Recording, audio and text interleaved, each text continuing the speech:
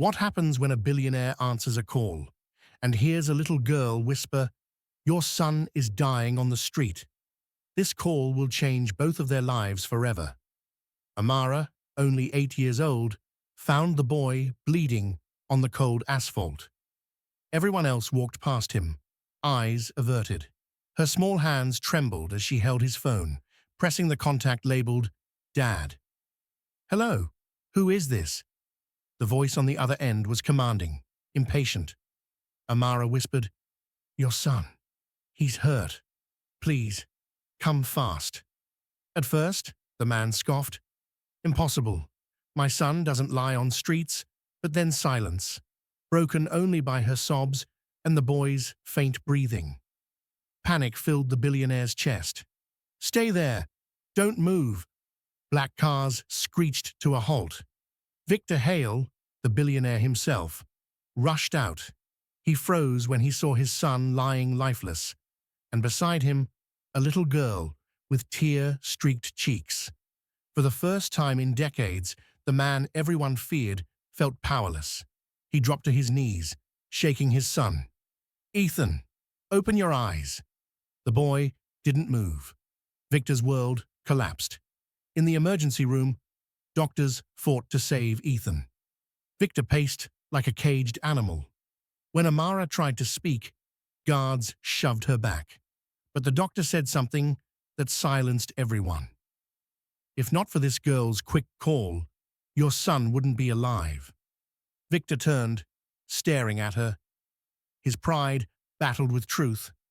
Finally, he muttered, "You saved him, but why?" Amara's voice cracked, "Because no one else would."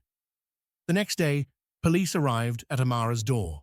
She was accused of harming Ethan. The billionaire's enemies had spread lies, claiming she staged the whole thing. Amara cried, insisting she only helped, but Victor, desperate and paranoid, ordered, "Keep her away from my family." What he didn't know was that Ethan had already woken, and his first words were, "Where is the girl?" "She saved me." Ethan revealed the truth. His so-called friends had abandoned him after a fight. Afraid of scandal, they left him to die. Victor was furious, but Ethan wasn't angry at them. He was angry at his father. "All my life you told me money could buy loyalty. But it didn't. Only a stranger cared enough to save me." Victor's empire suddenly felt like a hollow shell. Despite his father's warnings, Ethan sought out Amara. He thanked her, brought her gifts, tried to repay her kindness, but she pushed them away. "I don't need your money.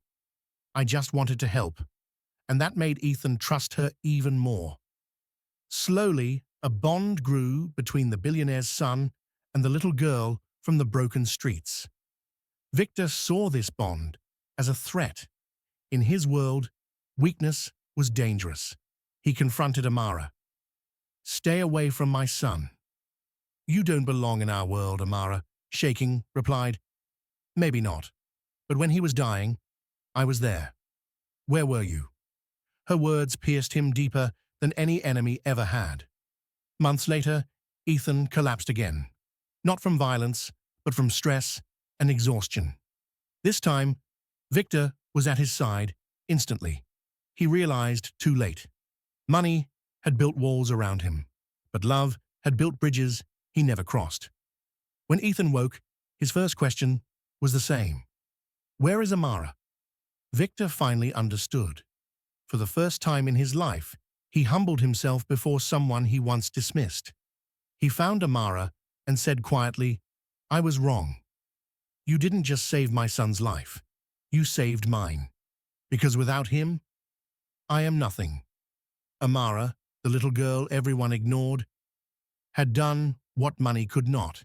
She reminded the richest man alive what it meant to be human.